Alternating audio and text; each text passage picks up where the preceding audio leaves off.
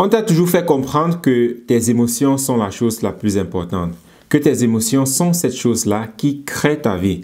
Et je vais aujourd'hui t'expliquer énormément de choses. Alors, prends une bout de papier, prends un stylo et, plus important encore, prends des notes. Et si tu as TechnoTutor, alors utilise ton TechnoTutor, mets un vocabulaire à l'intérieur de telle sorte que tu puisses comprendre ce que je suis en train de dire. Parce que si tu ne fais pas ça, si tu n'as pas le vocabulaire, alors tu ne vas pas comprendre ce que je suis en train de dire et tu vas toujours passer ton temps dans ce cycle-là et tu ne vas jamais en sortir.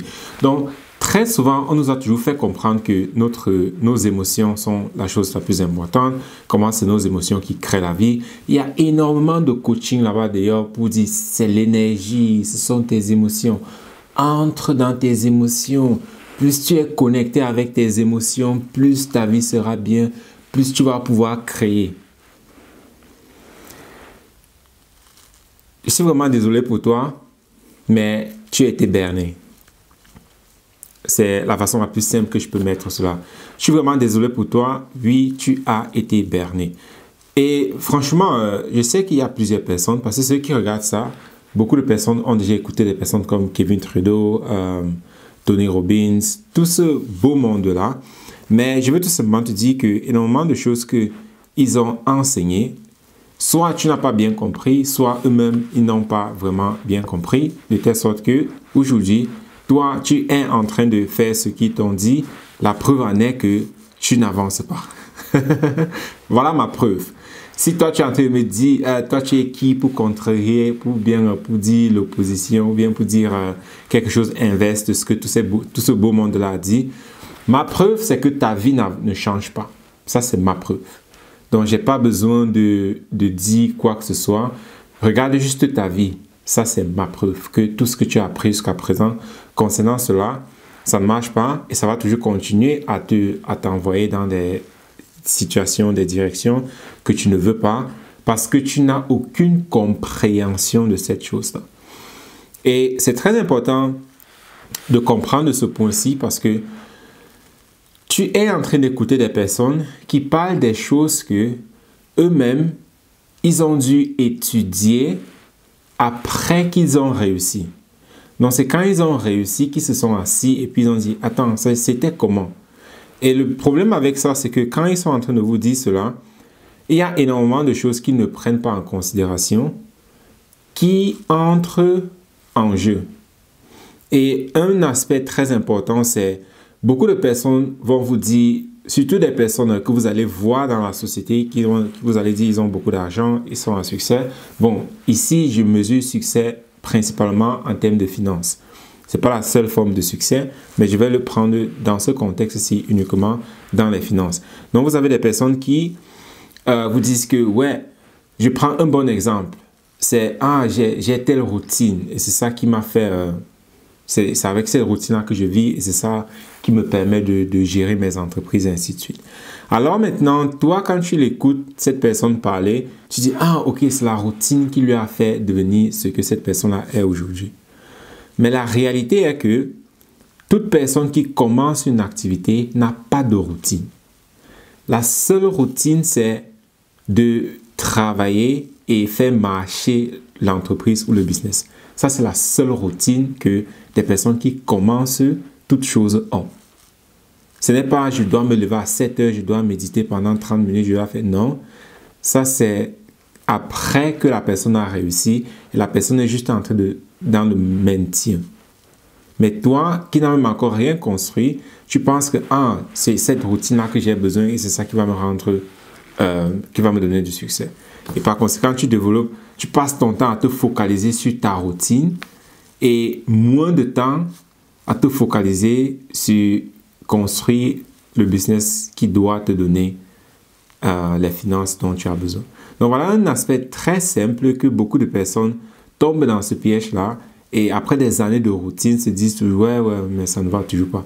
Oui, parce que bon, tu n'as aucune idée. La personne qui t'a dit cela n'a pas pris en compte tout ce qu'elle a fait parce qu'elle n'était pas consciente, parce que beaucoup de choses qu'elle faisait étaient inconscientes. Alors, comment est-ce que cela renvoie dans le point des émotions? Nous avons toujours dit, ou bien des personnes ont toujours dit, Ce sont tes émotions qui créent. Ce sont tes émotions qui sont les plus importantes. Alors, je suis ici aujourd'hui pour déconstruire ce mythe, pour que tu arrêtes de vivre dans la merde, pour que ta vie cesse de tourner en rond.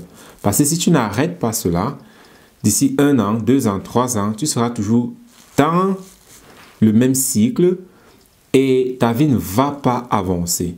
Mais plus important encore, la situation de ta vie va s'empirer. Donc, elle va devenir encore plus grave. Parce que tu es toujours soit en train de progresser, soit en train de régresser. Et chaque fois que tu fais du surplace, tu penses que tu es en train de faire du maintien du surplace, mais le surplace n'existe pas. Tu es toujours soit en train de monter, soit en train de descendre. Donc, si tu penses que tu es en train de faire du surplace, ce n'est pas vrai. En principe, en réalité, tu es en train de descendre. Très important. Donc ici, de 1, nous allons voir c'est quoi une émotion. De 2, nous allons voir l'origine des émotions. Et de 3, nous allons voir comment les émotions sont instaurées, programmées à l'intérieur de toi. Et de 4 maintenant, ce sera l'importance du vocabulaire dans les émotions. Et après cela maintenant, je vais te donner 4 concepts extrêmement importants que tu dois commencer à prendre en considération. Tu peux utiliser ça comme un guide pour maintenant bien gérer tes émotions.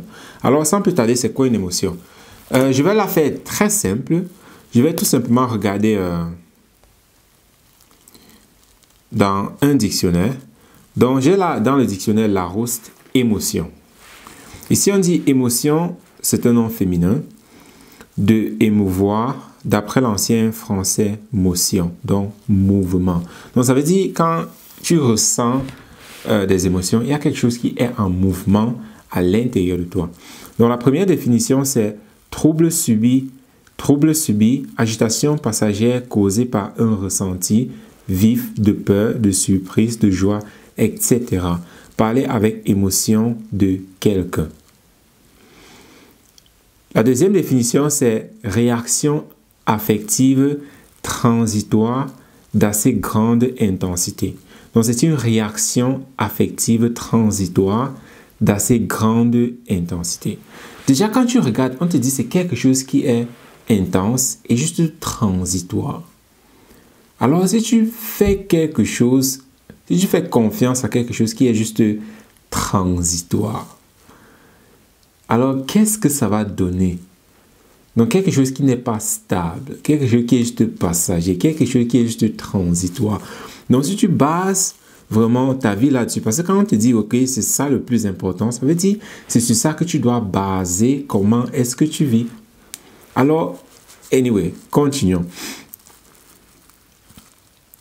Donc, réaction affective transitoire d'assez grande intensité, habituellement provoquée par une stimulation venue de l'environnement.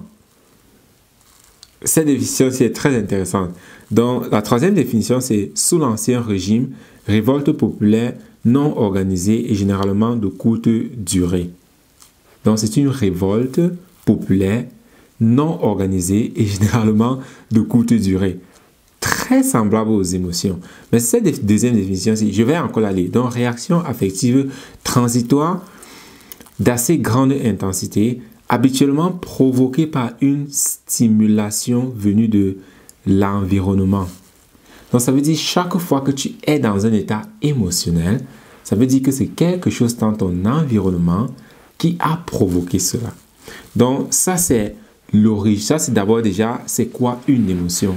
Parce que c'est très important, surtout pour ceux qui me suivent, ou bien si toi, tu viens de commencer à me suivre, le vocabulaire est extrêmement important. Le vocabulaire est extrêmement important. Voilà pourquoi c'est très important de toujours clarifier ce que nous sommes en train de dire, de telle sorte que nous puissions facilement communiquer. Alors là maintenant, l'origine des émotions. Je pense que c'est cette partie-ci-là qui est la plus importante.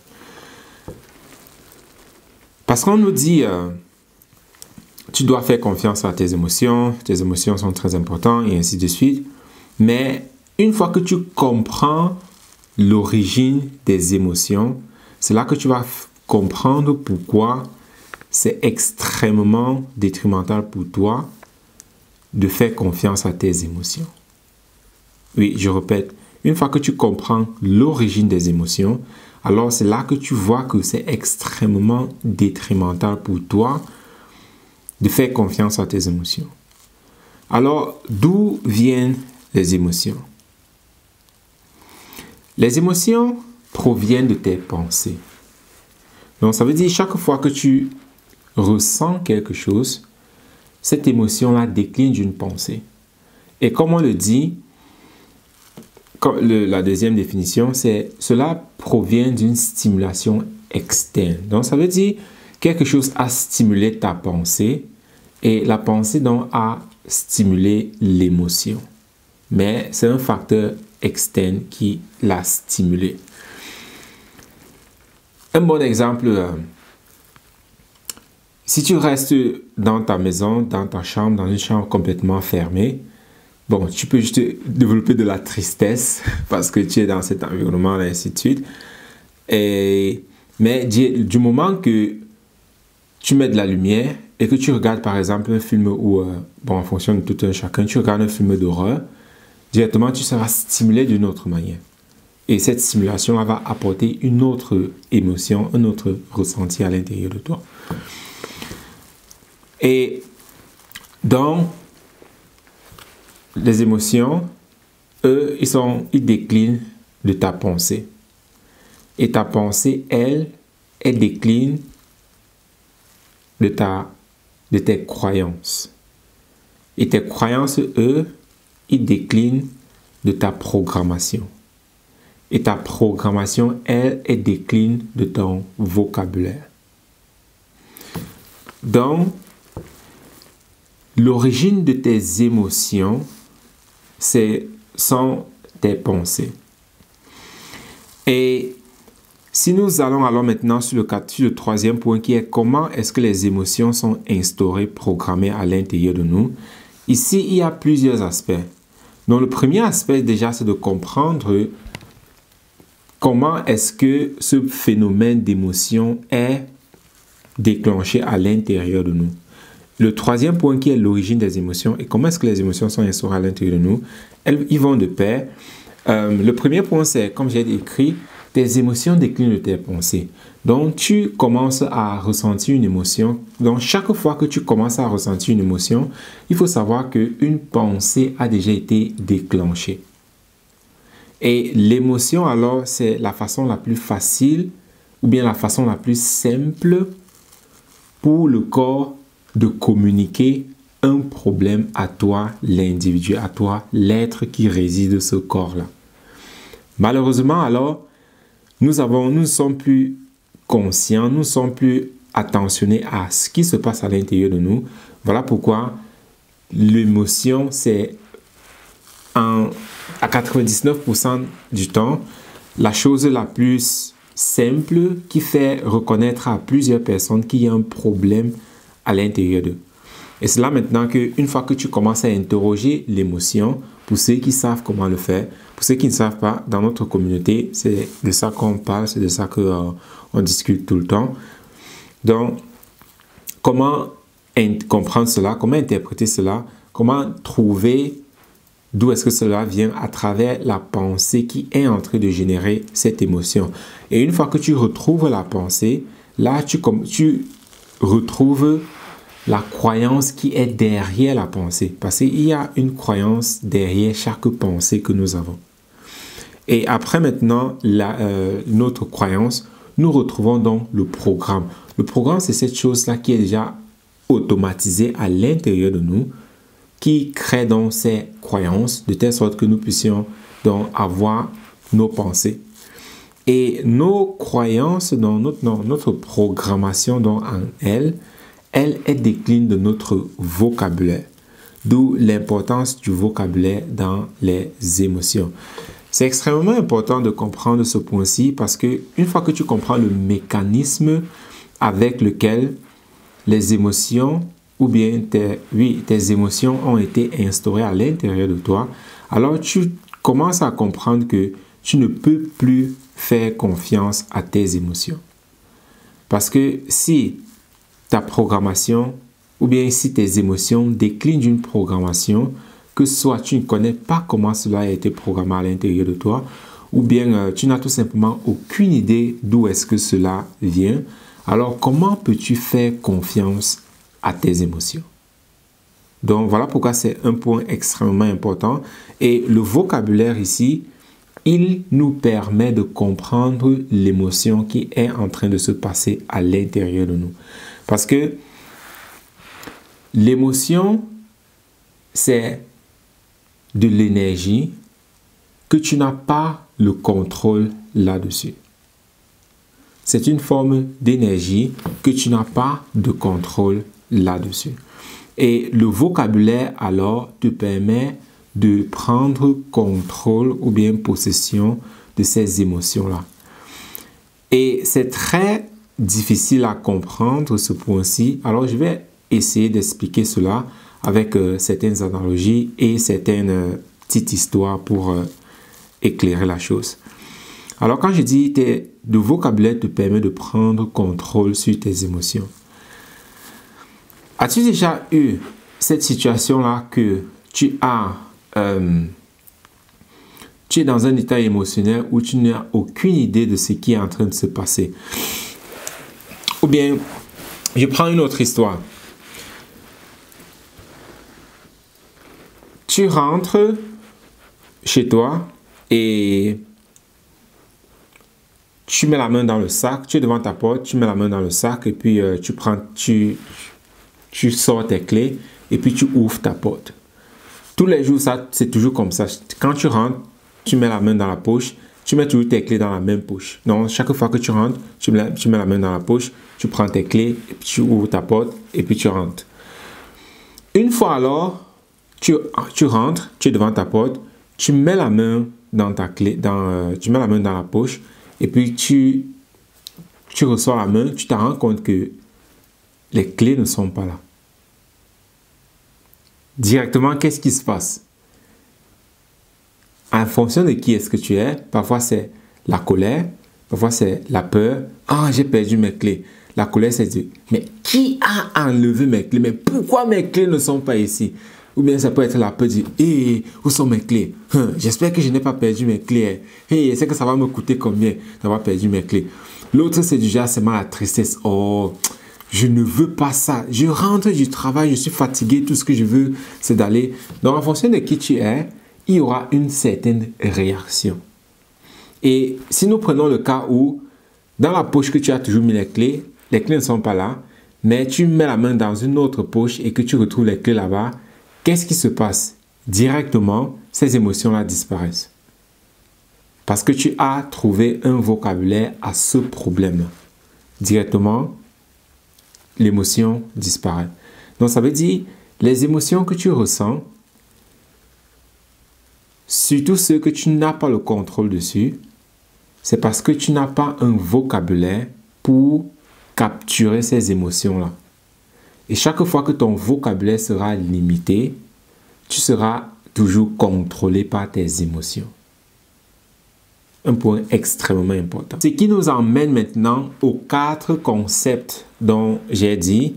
Et le premier concept, c'est quelque chose que tu dois...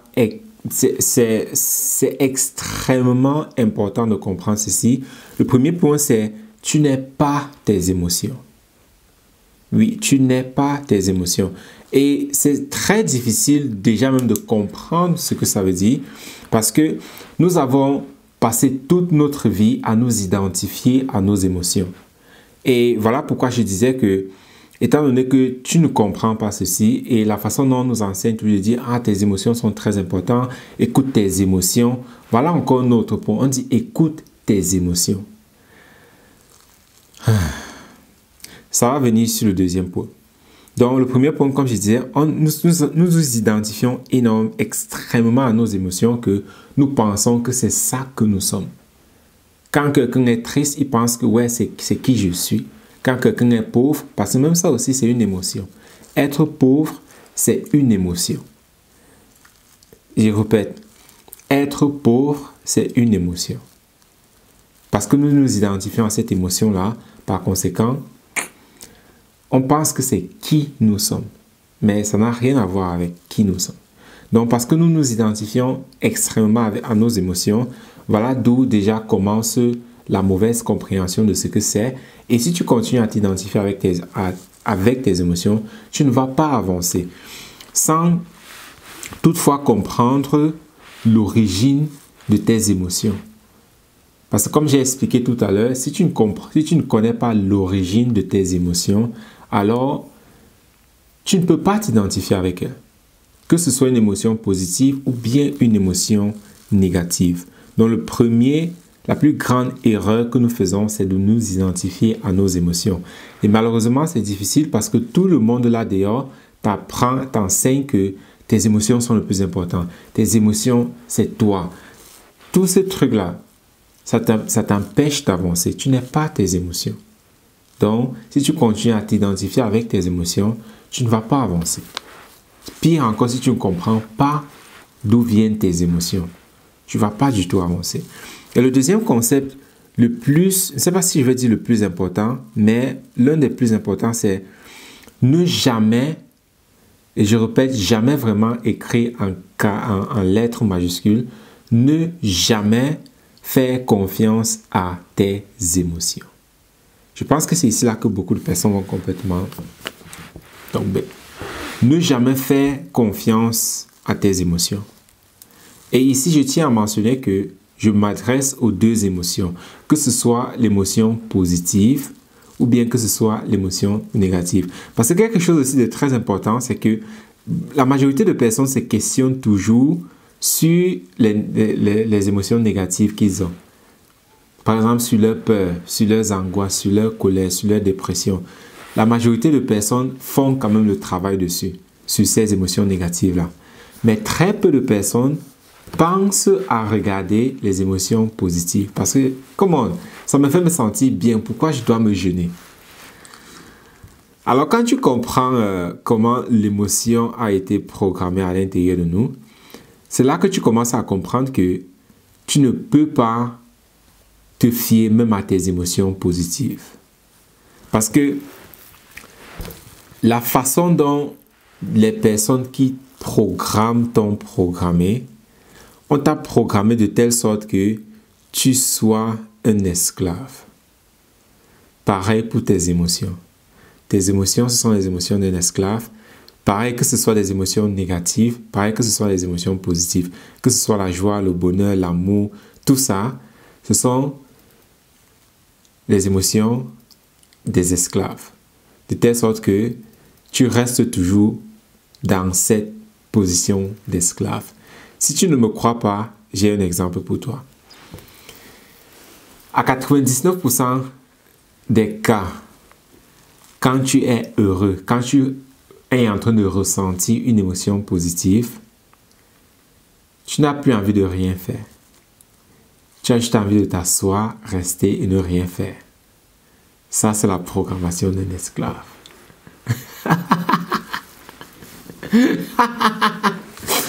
Ça, c'est la programmation d'un esclave. Oui, ça, c'est la programmation d'un esclave. Donc, chaque fois que tu es heureux, content, tu vas remarquer que tu n'as envie de rien faire. Tu as juste envie de t'asseoir, relax, regarder un film ou bien quoi que ce soit. Tu n'as envie de rien faire. Ça, c'est la programmation d'un esclave.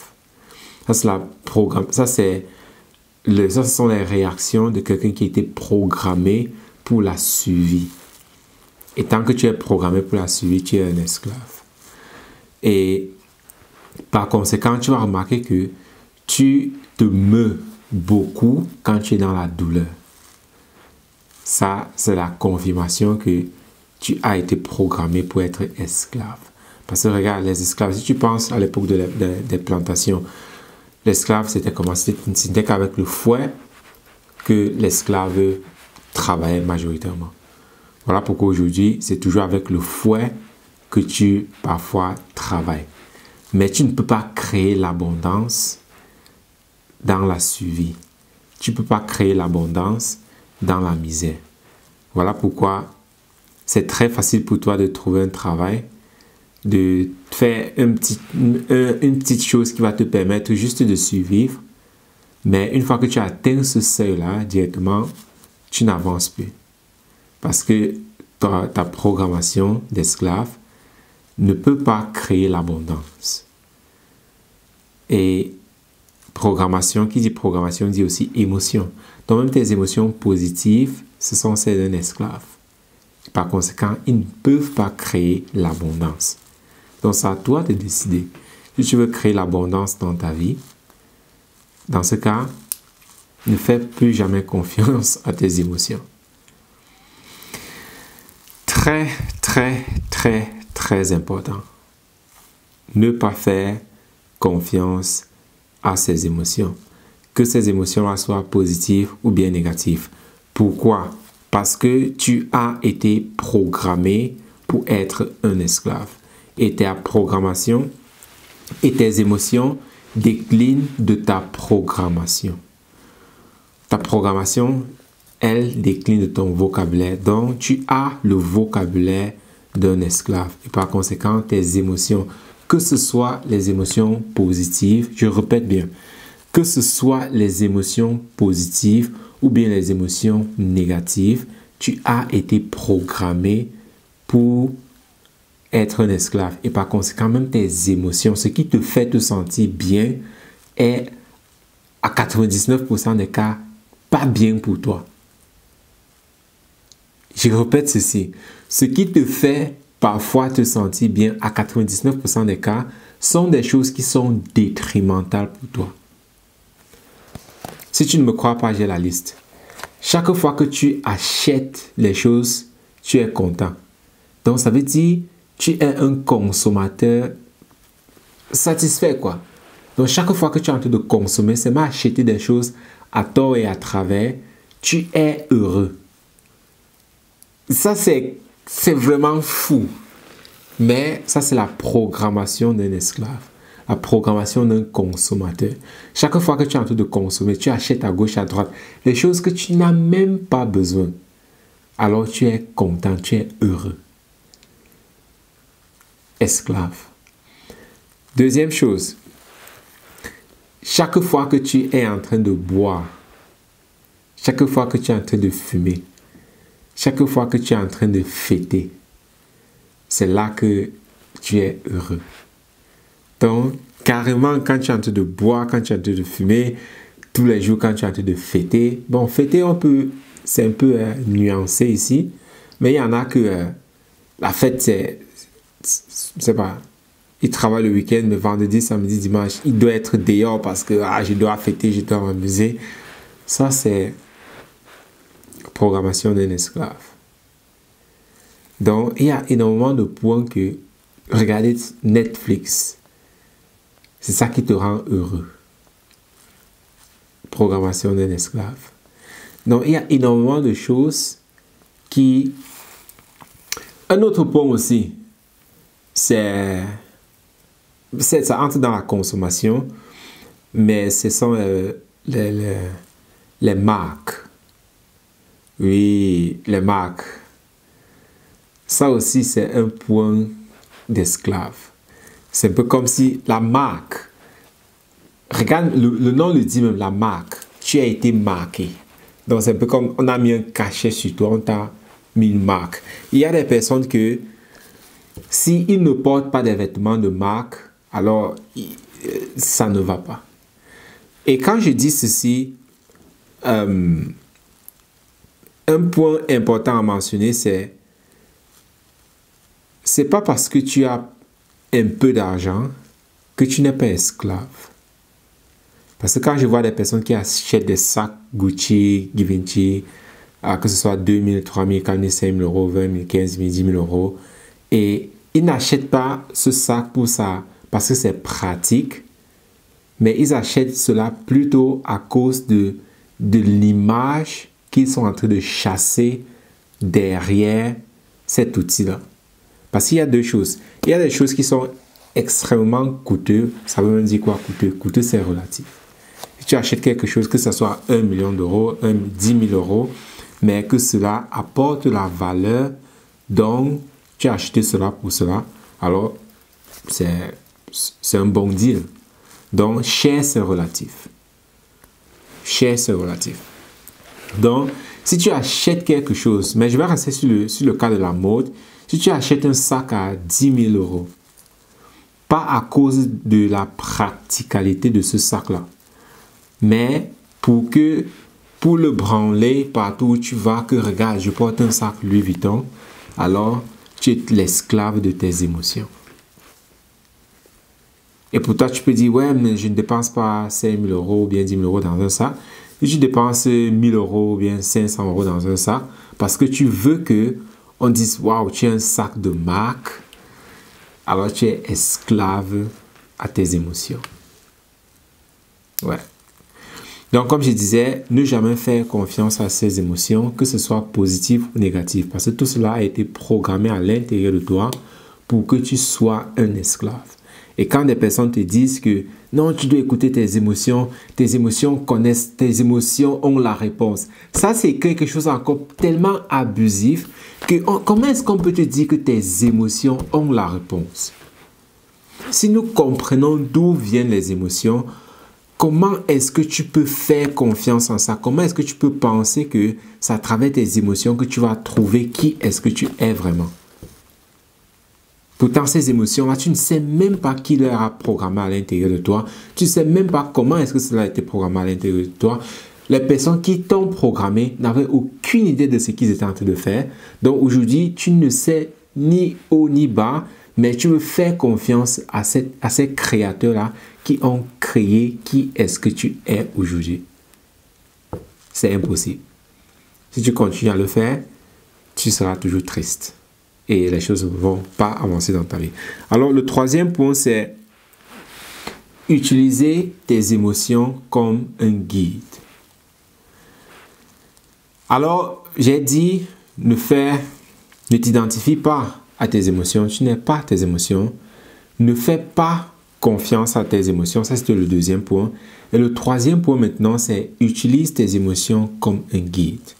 Alors, si je reviens sur l'exemple du sac, si c'est quand toi tu achètes des trucs de marque pour t'identifier avec, pour que les gens pensent que ouais, tu es ci ou bien ça, alors utilise ça comme guide. Ok, pourquoi est-ce que j'ai besoin de ce sac-là pour avoir de l'importance? Utilise ça comme guide. Ils vont te guider pour te montrer comment est-ce que tu as été programmé. Parce que malheureusement, ta programmation, elle s'est majoritairement à 90%, voire 99% fait quand tu étais entre 0 et 7 ans. C'est là que ta programmation à 95% s'est faite. Malheureusement, tu n'as plus aucune idée de comment est-ce que cela a été fait. Voilà pourquoi aujourd'hui, la façon la plus facile pour toi de retrouver comment est-ce que tu as été programmé, c'est en utilisant tes émotions comme guide. Parce que comme je l'ai dit au départ, c'est que tes émotions te guident. Parce que l'émotion, c'est la chose la plus facile pour nous à ressentir. Et une fois que nous avons ces émotions-là, nous pouvons alors faire ce travail rétrospectif pour retrouver, ok, c'est quoi la programmation, ou encore plus précisément, c'est quoi le vocabulaire, c'est quoi le mot qui se cache derrière ces émotions-là. Donc, utilisez ces émotions dans ce sens-là, que ce soit les émotions positives comme des émotions négatives. Donc, quand tu es en train de te sentir mal, tu utilises cela comme guide pour retrouver la programmation qui est en train de provoquer cette émotion-là. Et une fois que tu la retrouves, tu peux la changer. Donc, voilà comment tu peux utiliser tes émotions pour découvrir ta programmation.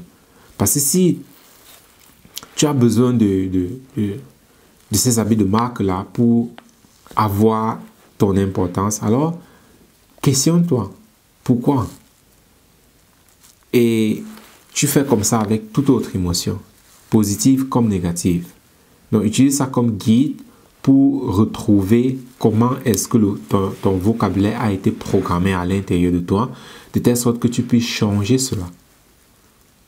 Et tant que tu n'as pas changé complètement ta programmation entre 0 et 7 ans, tu ne dois jamais, je répète bien, jamais faire confiance en tes émotions.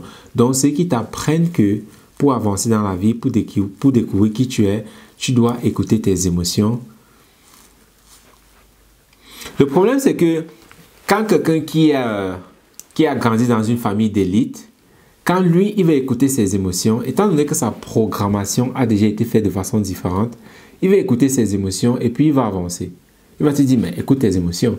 Mais toi, l'esclave, étant donné que tu as été programmé pour être un esclave, tu vas venir aussi, tu vas dire, j'écoute mes émotions. Et là, tu vas pas avancer parce que ta programmation, c'est celui d'un esclave. Par conséquent, tes émotions aussi, c'est celui d'un esclave. Donc, quand ces personnes-là, même si la personne est riche, pire encore, quand la personne est riche, alors, tu peux même pas l'écouter. Parce qu'il va te dire, ouais, écoute tes émotions. Sa programmation, quand tu comprends comment la programmation fonctionne, là, tu es préparé. Mais quand il va te dire, ouais, écoute tes émotions, tu vas savoir, ouais, bon, sa programmation est différente de la mienne. Par conséquent, lui, il peut écouter ses émotions parce qu'il a été programmé pour réussir. Mais moi, j'ai été programmé pour être un esclave. Donc, par conséquent, je ne peux pas...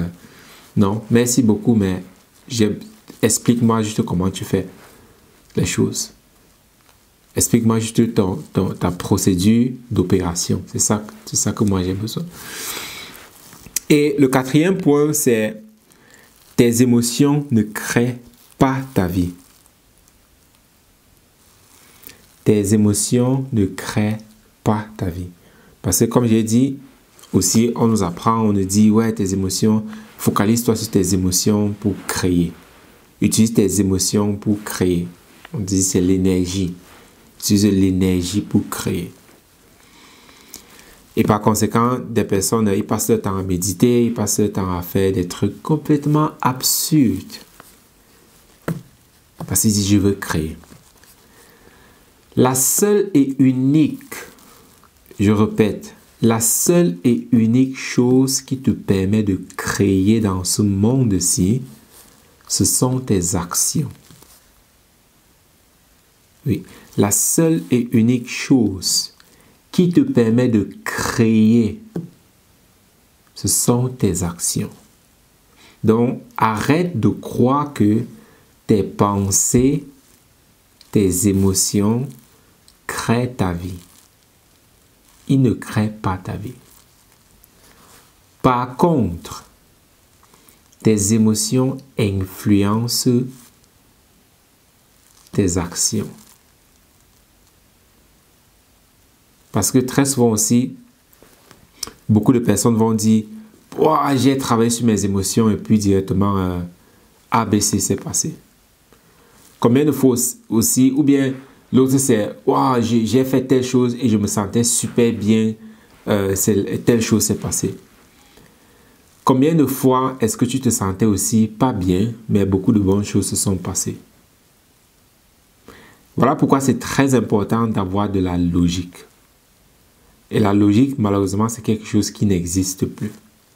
Beaucoup de personnes, beaucoup plus à cause des croyances, la logique, des personnes n'ont plus tout simplement du temps pour la logique ou bien la capacité d'être logique.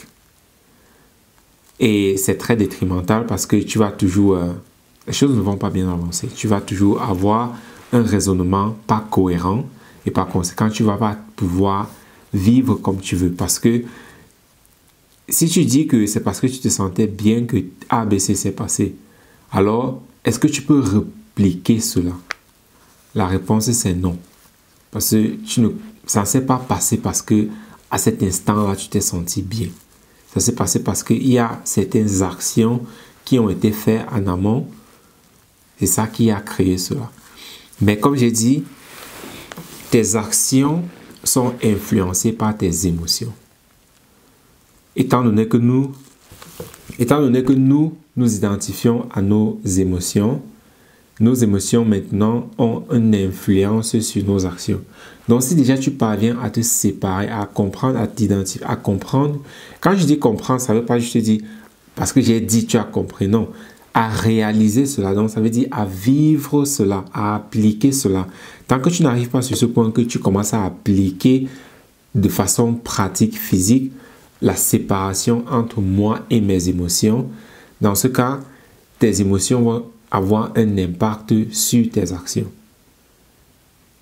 C'est très important de comprendre ce point-ci. Donc, tant que tu n'arrives pas à ce point où tu peux, de façon pratique, physique, séparer qui tu es de tes émotions, alors sache que tes émotions auront toujours un impact sur tes actions. Un exemple très simple. Tu te lèves le matin et puis tu te dis « Oh, je me sens pas bien, j'ai pas envie de me réveiller aujourd'hui. » Voilà tes actions, voilà tes émotions qui sont en train d'influencer tes actions.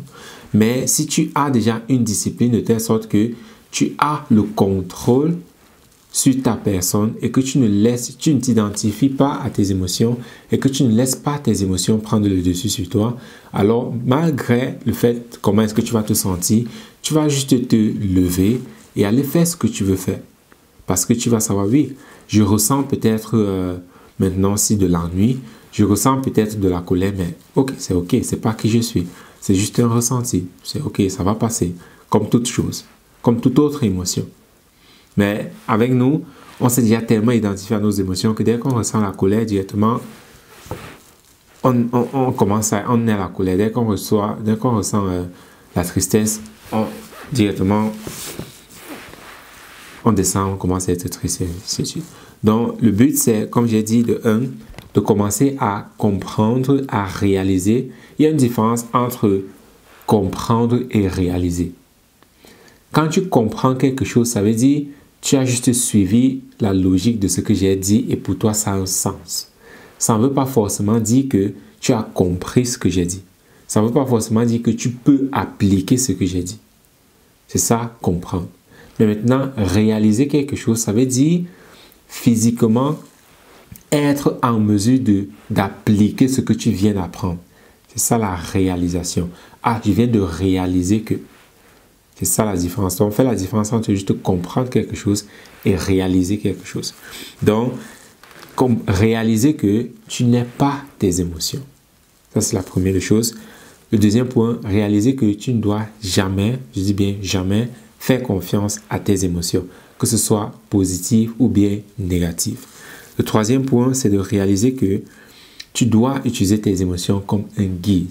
Parce que ce sont eux qui vont te permettre de redécouvrir ta programmation, de redécouvrir comment est-ce que tu as été programmé, de telle sorte que tu puisses changer cela. Très important.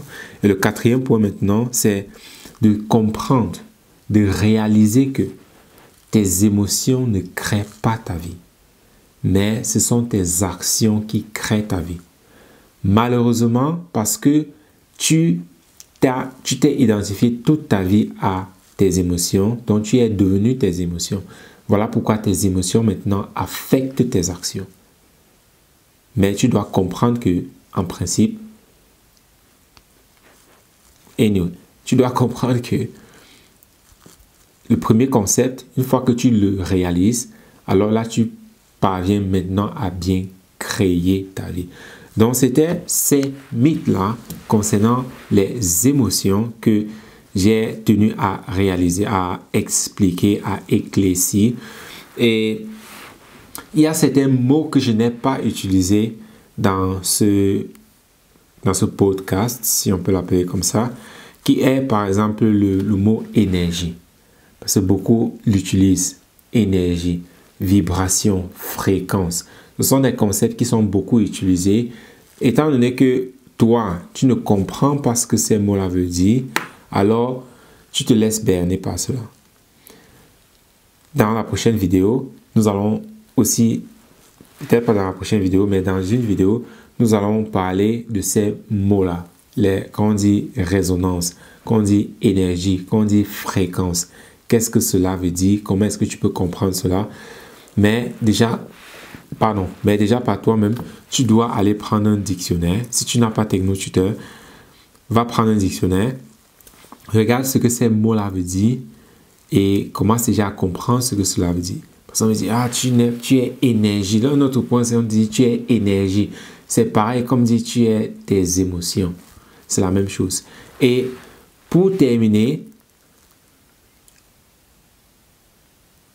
ton corps est la chose la plus importante. Pas tes émotions, pas tes pensées. mais c'est ton corps.